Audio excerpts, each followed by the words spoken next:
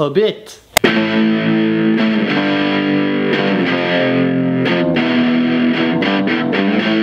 Bilbo, le Hobbit. Un voyage inattendu. C'est un heroic fantasy. Alors, tout d'abord, qu'est-ce qu'un heroic fantasy?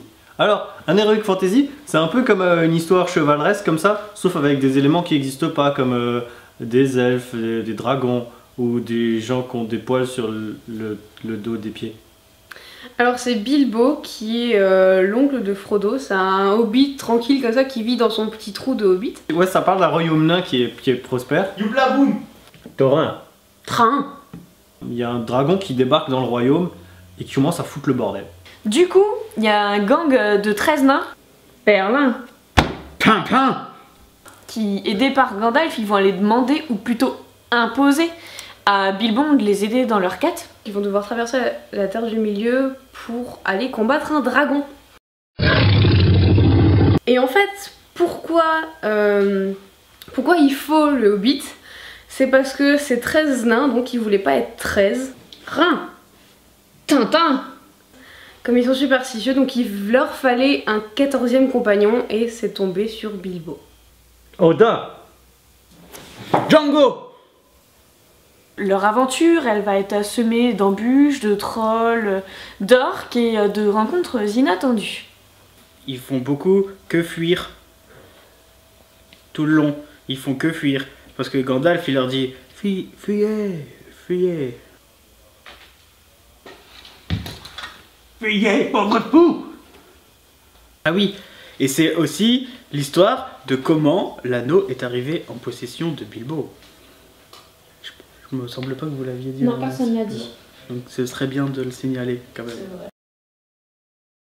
Alors ce que j'ai aimé, bah voilà, c'est qu'on se retrouve de nouveau plongé dans l'univers de Tolkien, avec des elfes, des nains.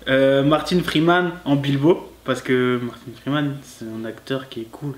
D'une façon générale, j'ai adoré le courage et la maladresse de Bilbo, parce que faut quand même avouer que bon, c'est un petit hobbit un petit peu peureux, bien tranquille chez lui, et il accepte quand même d'aider les nains, il fait tout pour les aider, il fait tout pour se rendre utile, et puis bon, il fait preuve de courage, hein, et donc j'ai trouvé que c'était un personnage sympa. Il est 20 000 fois plus la classe que Frodon dans Le Seigneur des Anneaux, parce que ben il parle, il sert à quelque chose, et il fait pas une tête de déterré pendant tout le film.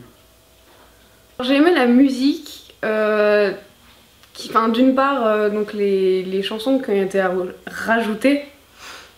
Misty Mountain Cove. Et là, enfin, on s'attaque un peu à l'univers des nains et on découvre le royaume des nains, quoi.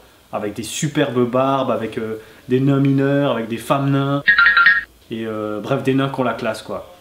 J'ai bien aimé aussi la scène entre Gollum et Bilbo où ils essayent de se faire deviner des trucs et celui qui gagne, bah, il gagne le droit de manger l'autre ou le droit de survivre.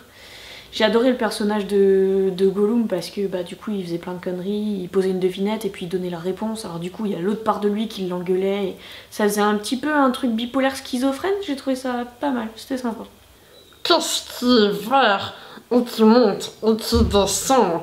Moi je sais à toi. Alors attends, attends, je sais la réponse, attends.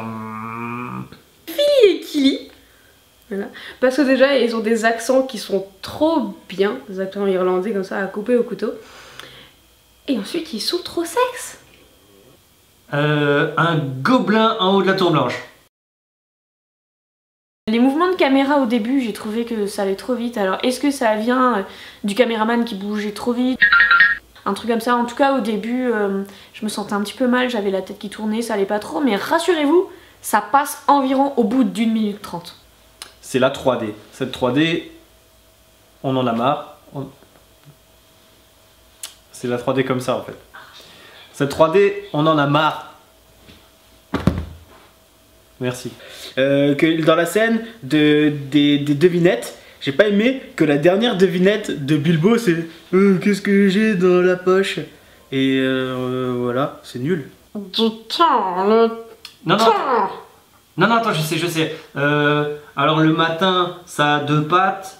À midi, ça a 4... Non, c'est pas ça. Attends. Ce que j'ai pas aimé, la prononciation des noms en français déjà, que je trouve scandaleuse. Parce que Dwalin, Balin et Taurin, fils de Trahin, merci mais non merci, surtout qu'après ils prononcent Owen et Glowin. Il y a une scène complète dans le film, à un moment les nains ils sont sur la montagne. Là on comprend pas pourquoi en fait la montagne c'est des colosses. Yeah! Ça sert à rien parce qu'en fait les deux colosses ils se battent, les nains il leur arrive rien et au final il se passe rien, les nains ils passent quoi, donc j'ai trouvé que cette scène était inutile. Cette 3D on en veut plus, ça suffit. Nous on veut voir des films corrects quoi, des films simples, avec des belles images sans avoir besoin de mettre des putains de lunettes à 1 euro ou 2 parce qu'on les a encore une fois oubliées. Pour un livre, ils ont séparé en 3 films et même en ajoutant des appendices qui ont été écrits aussi par Tolkien et qui concernent aussi la Terre du Milieu et le Seigneur des Anneaux et donc l'histoire de l'anneau unique, je trouve que c'est quand même trop 3 films en fait. Le mot de la fin c'est que heureusement que Gandalf il était là parce que les nains c'est quand même un peu des tapettes et ils se mouillent pas trop, ils servent pas à grand chose. On n'aurait pas eu besoin de 3 films dans Monster Hunter, 35 minutes et ça aurait été plié. Hello, you must be Mr. Pockets. Je sais. Ce serait pas Hulk dans un ascenseur?